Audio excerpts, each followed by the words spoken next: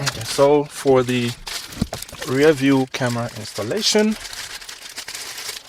this is the rectifier that I got from Amazon. That's $5. Yet to see if it works, but hopefully it does. Then the cable that comes with the camera itself, yeah, that's long enough. And then we have the camera itself, small form factor, which is good.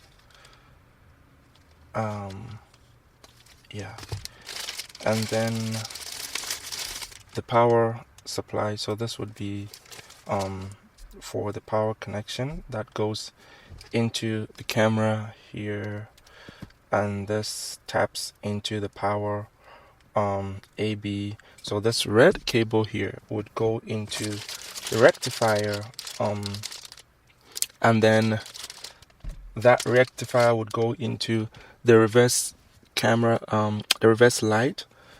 We'll tap into that and feed that to this, and then the yellow cable here would go to the connector, which is the head unit itself.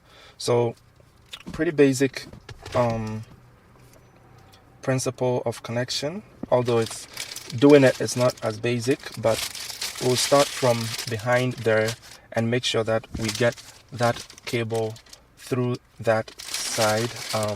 That will be what we need to do at the front end here, and then we can now focus on the rest of the installation. That would be to route the cable all the way to the trunk, and then to where we'll install the backup camera. I forgot to mention there are 2 screws in here that you would use to screw the camera to whichever location at the back of the car. Alright, so first things first. Okay.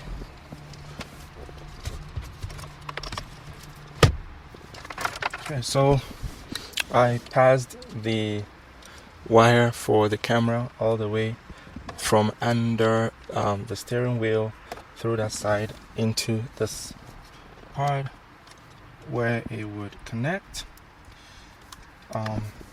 into this, and then there is this one which would be connected to one of these yellow cables here. So I'll connect this to that, and we'll be done from up front here. The rest of the work will be basically from the back end. Yeah, so once I connect this, it means everything from the head unit itself, we are through with that, and the rest of the work would be to route that the rest of this camera cable, like you can see, is very long, and get it all the way to the trunk. So I had to move the camera wire all the way from the head unit, from the back there through down here beneath the steering wheel, and then it has to go beneath this the hood release section right here. But to be able to get this thing off, it is inserted into this, and so you have to first remove this, and to do that you have to release. So you have to get this hood release off. There is a clip inside that you have to use a flat head screwdriver to get out of the way, to get it out. Then when you remove it, you can now take away this assembly and tuck your wire in gently beneath that.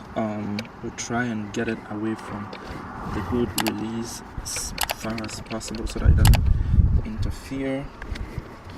Yes, so once you have done that, now you can go ahead and close this side up. I would put the camera down and then close this side up. The rest is pretty easy because we'll just run it beneath these lines here. So I'll run it below all of this section, and then it will come right off here to where the seat belt is, and then still put it under that, push it all the way. So to get it to enter through where the seat belt goes in, there's a small hole beneath there that it will go into, all the way into the trunk. And then in the trunk, so we'll pick it up from here, from that angle, and bring it down inside. It's all messy, so it comes all the way up here. Around here there's this cover that I've removed from here.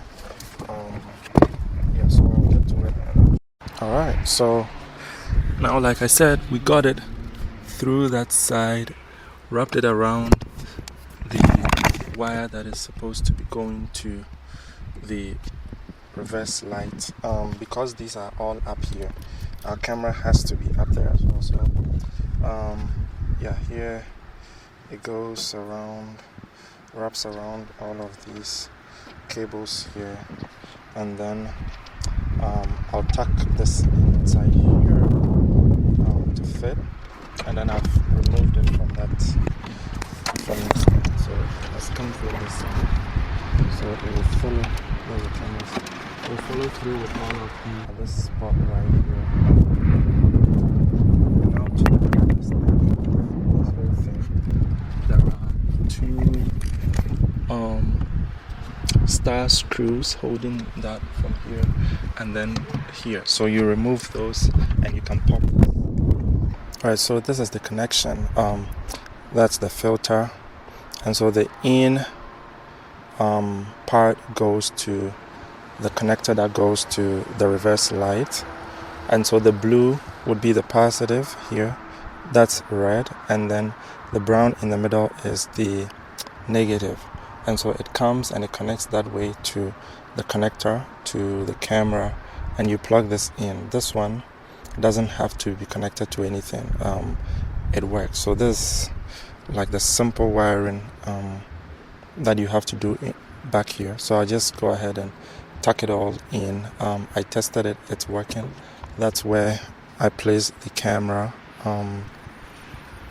So you can see tapping from this, I have to now solder all these joints and cover them nicely because I needed to test them first.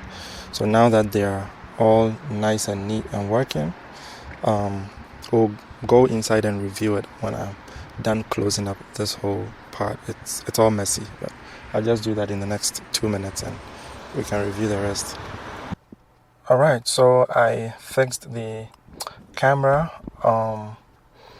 and so I now have to test it and make sure it's working. So I decided to test it out with you. So where's the key? Let's see. Let's start the engine. So you see the head unit turns on there. Okay, so we started the car. Now let's see the backup camera. There you have it. It's working.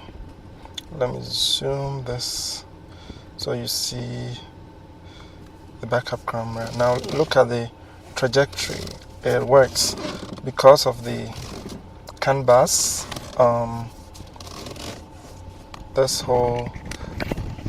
The steering trajectory is working nice and clean, which is great. For $100 head unit, I must say that I'm quite impressed so far. Let's see how quickly it switches. Well, not too bad. Let me see how many seconds it takes to switch. About 2 seconds. Not great, but not bad, given that this $120 head unit. It's cool. I'll just cover the whole thing up with this. So that's not how it's supposed to look like. I need to put this there to cover it up, nice and clean.